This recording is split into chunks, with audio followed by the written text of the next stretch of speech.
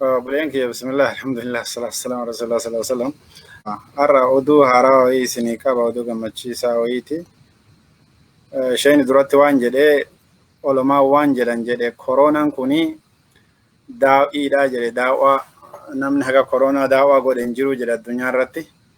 Maaliif jennaanii nama islaaman ta'inis nama islaamatiis guddaas xiqqaas beekaas wallaalaas akka rabbiin inni gaafa akka rabbitti amanee rabbiif harka kennatu godhee jedha. Jedhanii olomaan akkas jedhan jedhanii amma isheen reef nu himani.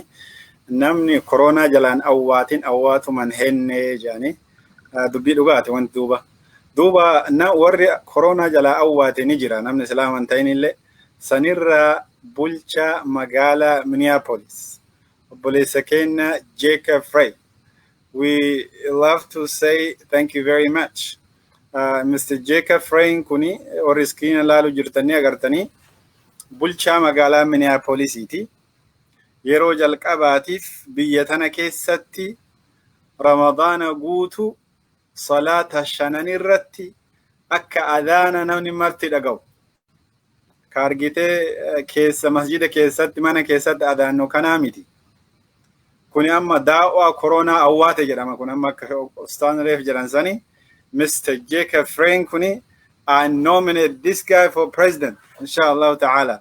Namichi kun akka bulchaa biyya guutuu tana nuu ta'uuf inshallah ni filanna akka filatus kaampeenii ni goonaa fi mallaqas ni kafallaaf namicha kana namni biyya bulchuu qabullee nama akka isaa kana ammas akka argitan kanatti nama yaangidha nama shabaabati nama dargaggeessa nama mul'ata of dura biyya kanaaf qabu nama akka isaa ka equality yaadu kana jechuudha garte yoo daaw'ama koronaa tana awwaate malee namni isa gaafate hin jiru jechuu gurbaa kana garte abbootiin isaa hedduuni ijaanuun arguun feetu islaama'uu dhagahuun feetu nama gurraacha dhagahuun feetu akka namni gurraachi nyaatee buluun feetu maallaqa amma dhiyoo birri xiqqoo namaa kennan kana hedduu irratti wal qabdee akka jara iyyoolee tanaan kennamne jettee irratti wal fixaa turte jechuudha.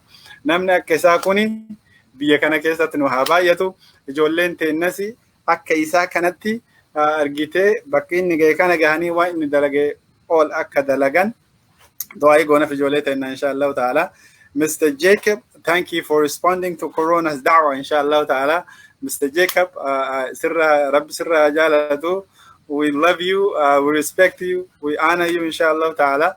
Yo Rabbi jede, yo magala tana dufte, lunch is on me inshallah ta'ala. Lunch narra jere yo biyya kana dufte, akka kiyyattis, akka miidiyaa formaatittis, akka hawaasa guututtis inshallah ta'ala. Kanaafuyyuu dhageettanii jirtan na fakkaate magaalaa Minneapolisitti bakka masjidni Tawfiq jiru jechuudha. Bakka masjidni Tawfiq jiru, warri masjid Bilaal jiru agarte. Guyyatti yeroo shan adaan yeroo jalqabaatiif biyya tana keessatti Allahu akbar Allahu akbar nama biyya hedduutu koronaaf awwaate daawaa koronaa awwaate addunyaa irratti Yurooppii kana keessatti dhageettanii jirtan adaan akka wal ba'e garuu Ameerikaa keessatti this is first time. Mr. For me at least odeeffannoon an qabu inni nama jalqabaate jechuudha. Baga Minneapolis hin ta'ellee baga achi jalqabamelleedha.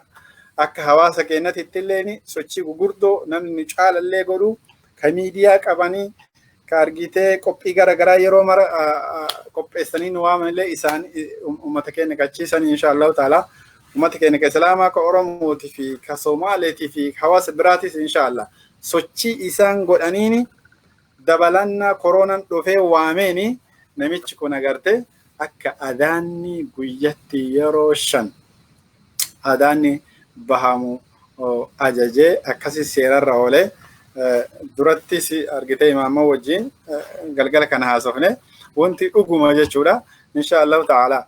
Kanaafu kuni gammachuu guddaadha alhamdulillahi rabbil alamin. There are some positive jechuu biyya kana keessa inshallah despite all the issues. Kanaafu inshallah we thank Mr. Jacob inshallah ta'ala. Jacobin kun gama afaan kennatti afaan quraanatitti yoo deebifne Yaqub janini yookaan ammoo Israa'il janini inshallah ta'ala. Kanaafu Allahu akbar inshallah kuni oduu haarawaa isinii qabu. akka itti gammaddani abdii qaba inshallah. Rabbi sanuu haa qajeelchu nastajee qabdu inshallah.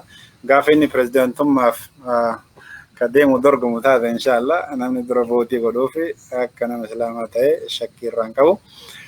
Galatoomaadha.